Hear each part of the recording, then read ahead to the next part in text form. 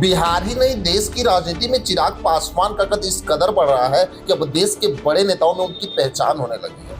वहीं अगर देखें तो जिस तरह से केंद्रीय मंत्री चिराग पासवान अपने कामों और विपक्षों का जवाब देने में जाने जाते हैं, वहीं अब उनके सांसद भी उनके पद चिन्हों पर चल रहे हैं। वहीं अगर देखें तो चिराग पासवान के खास और खगड़िया सांसद राजेश वर्मा का बयान इस समय सुर्खियों में है।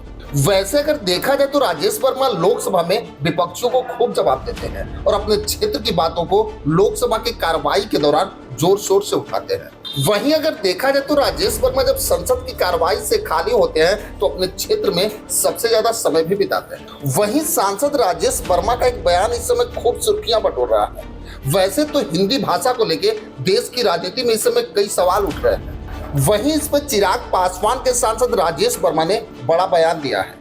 वैसे अगर देखा जाए तो राजेश वर्मा अपनी पार्टी और अपने लोकसभा क्षेत्र की बातों को बड़ी सलीके से संसद भवन में रखते हैं और राजेश वर्मा हर समय चिराग पासवान की तरह ही राजनीति में एक्टिव रहते हैं और देश के किसी भी मुद्दे पे खुल के सवाल उठाते हैं। वैसे तो मैं आपको बता दूं कि लोक जनशक्ति पार्टी रामविलास ने महाराष्ट्र में हिंदी भाषी लोगों पर हमले की कड़ी निंदा की है और पार्टी के सांसद राजेश वर्मा ने इस मुद्दे को सदन में मजबूती से उठाने का वादा भी किया।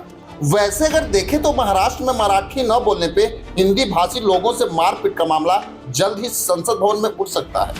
केंद्रीय मंत्री चिराग पासवान के खास सांसद राजेश वर्मा ने इस मुद्दे को संसद में उठाने का वादा किया है। महाराष्ट्र में हिंदी भाषी लोगों पे हो रहे हमलों को लेकर एलजेपी सांसद राजेश वर्मा ने महाराष्ट्र नवनिर्माण सेना मनसे के कार्यकर्ताओं को कड़ी चेतावनी दे डाली। उन्होंने कहा कि कुछ उदंड मनसे कार्यकर्ता हिंदी भाषियों को निशाना बना के अपनी राजनीतिक ताकत दिखाने की कोशिश कर रहे हैं, जो बेहद शर्मनाक है और लोक जनशक्ति पार्टी रामविलास इसकी कड़ी निंदा करती है। सांसद राजेश वर्मा ने यहां तक कहा कि महाराष्ट्र में लगातार हिंदी भाषियों, खासतौर पर पूर्वांचल के लोगों पर हमले हो रहे हैं, वो भी महज इस वजह से कि वो मराठी भाषा नहीं बोल सकते। उन्हें पीटा जा रहा है, उनके साथ हाथापाई की जा रही है। राजेश वर्मा ने यहाँ तक कहा कि 10-10 के झुंड में आके निहत्थे पे हमला करना और इसे राजनीतिक ताकत का प्रदर्शन बताना, इससे ज्यादा ओछी हरकत और कुछ नहीं हो सकती। राजेश वर्मा ने मनसे कार्यकर्ताओं को चुनौती देते हुए कहा कि अगर आप इतने ही बहादुर हैं तो अकेले जाइए। झुंड में हमला करना किसी भी तरह की बहादुरी नहीं है। हिंदी भाषी अपनी योग्यता से महाराष्ट्र में नौकरी कर रहे हैं और वहां की अर्थव्यवस्था में योगदान दे रहे हैं। महाराष्ट्र में जितने बड़े उद्योग और कारखाने चल रहे हैं उनमें हिंदी भाषियों का अहम योगदान है।